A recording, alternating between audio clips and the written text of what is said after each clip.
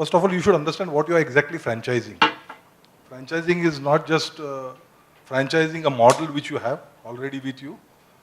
Let's say retail in India has not been franchised, probably food retail is not being franchised because of the plain reason that retail in India consists of 1,000 number of SKUs, and it is by different companies for which they are marketing their products.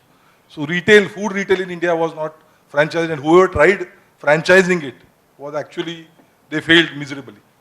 So first of all, what you are going to franchise first, whether it is just an idea that you are going to franchise, or you are going to give a full-fledged module, because somebody who is franchising is a new in a business or an entrepreneur who wants to get into a business, or he wants to get into some other business, he already owns some business and wants to get into some other business, and he's coming to you because he thinks that you're an expert or you know that business like, back of your hand. So once you have that model in place, then franchises become easier. So what you are franchising? Suppose let's say you want to franchise a restaurant. Now when you are franchising a restaurant, what are you franchising? Are you franchising your dishes? Whether there is a central kitchen? So all these things needs to be considered. So what you need to get into, get onto the table is that you have ready plan with you, along with the ready dishes, number of dishes that you are going to serve, how you are going to procure, where you are going to franchise. Location is very important factor. Now let's say you have you want to start something in Pune. 80% of the business that the restaurant generates will be those 80% which is being suggested by the staff or which is being suggested by the captain. So that is why what is more important for a captain or a waiter to know his menu properly. So he will suggest something which has got a greater value, which will have better margins for you, and whatever amount of time that it takes to prepare a dish. So these things are important in customer service. If in that case, if you have gone to the customer and asked him, I am the manager of the restaurant, is there something which can make your evening better that we can do in this restaurant? So if the answer is still no, he can again probe him and ask, are you sure? And if there is a suggestion, normally what happens, immediately people think that any suggestion from the customer, immediately a manager or a waiter becomes defensive. As and when we are getting into customer service, you become defensive. 80% or 90% of the time, as far as restaurant business is concerned, it has not worked. It has not worked. Purely because we still believe, there has to be, let's say you call some number, toll-free number, and you get automated message, recorded message. How much, normally that is a standard practice abroad.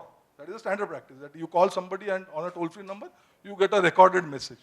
Now, as Indian, you just think about it. How do you like it? You make a call to a credit card company, and immediately you are irritated because you are being, please enter your number, then what is your PIN number, then, you authenticate it, and then you get irritated to such an extent that 15-20 minutes you spend and after that at the end of the tunnel you find that there's an operator who can talk to you and who is not aware what is being happening, because again you have to start with the same procedure. So the human touch for any problem is always better as far as India is concerned. Though technology, it has worked wonders across world, it will do wonders in India as well, but there are certain fields which will remain, which needs to have a human touch. So what is more important in customer service as far as India is concerned and this business is concerned? It needs a lot of human touch. So in our case, what we have done is, we have a loyalty card, and it is a loyalty card which has got we called it as a panchanama. So a customer carries the loyalty card, and there is a punch which is available at the outlet. So he visits, twice, thrice. So every time he visits, there's a punch, which, it's fancy also as well as to carry that kind of thing. And it's very easy also. Suppose what happens is, a customer goes there along with his friends. So he has to visit that outlet 7 times to get something free.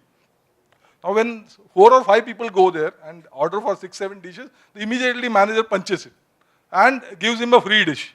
So again, what we have done as far as Kamats are concerned is, we have tried to avoid technology as much as possible. We actually believe, there's a human touch which is required for this kind of business, and we continue to do that. Wherever technology, as I told you, there will be, point of sale software which is there. There are MIS which is required. But again, it has got nothing to do with the customer, directly with the customer. So as far as the customer is concerned, what we still feel that human touch, because it's a hospitality industry and human touch is required for hospitality industry. So.